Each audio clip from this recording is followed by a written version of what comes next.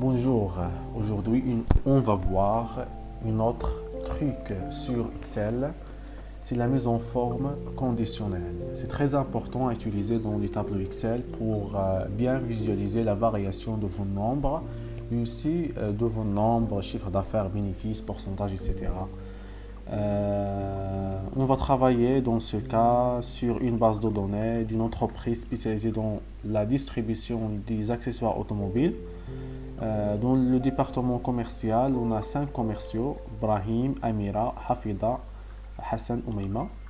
Chaque commercial a un chiffre d'affaires. On s'intéresse dans ce cas au chiffre d'affaires pour illustrer cette option de la mise en forme conditionnelle. On commence par la sélection de colonnes de chiffre d'affaires. On peut le faire par clavier en cliquant sur CTRL SHIFT DOWN.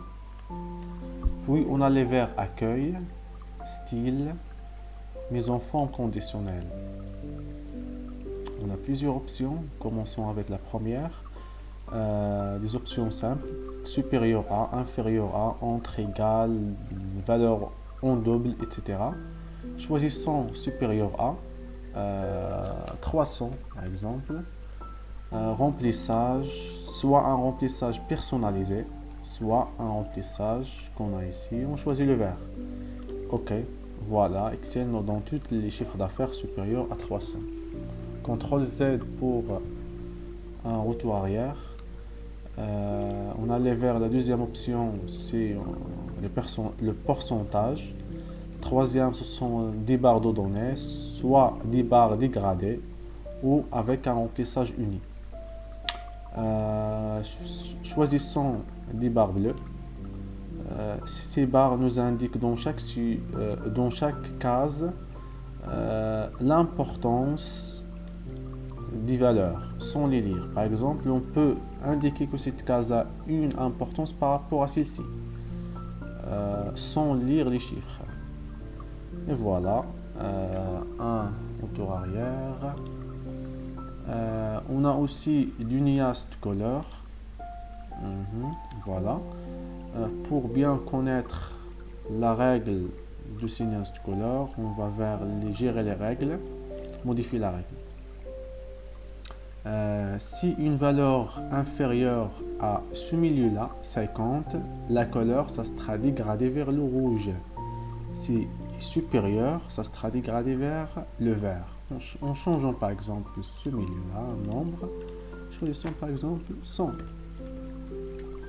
Si la valeur est inférieure à 100, la couleur va être changée vers ce sens.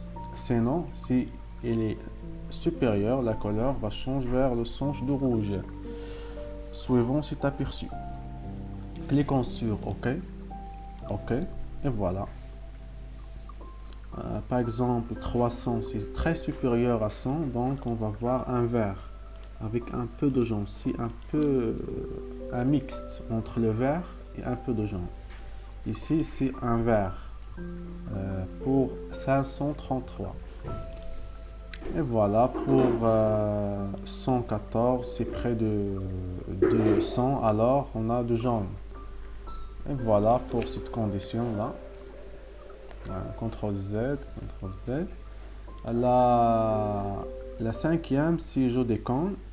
On a des jeux d'icônes directionnels, forme, indicateur, etc. En ajoutant un jeu d'icônes directionnel par des flèches et on modifie la règle.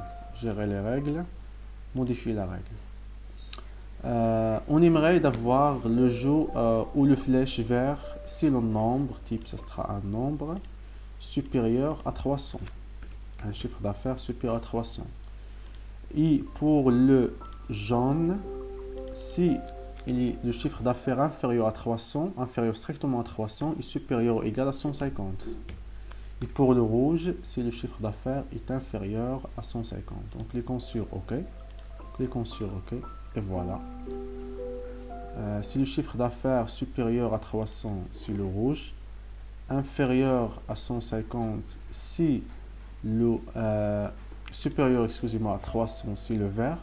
Inférieur à 150, c'est le rouge. Entre 150 et 300, c'est le jaune. Voilà, c'est ça pour aujourd'hui. On a aussi la possibilité d'ajouter une nouvelle règle ici, en ajoutant une nouvelle formule de règles et aussi en ajoutant notre forme qu'on aimerait avoir dans la cellule.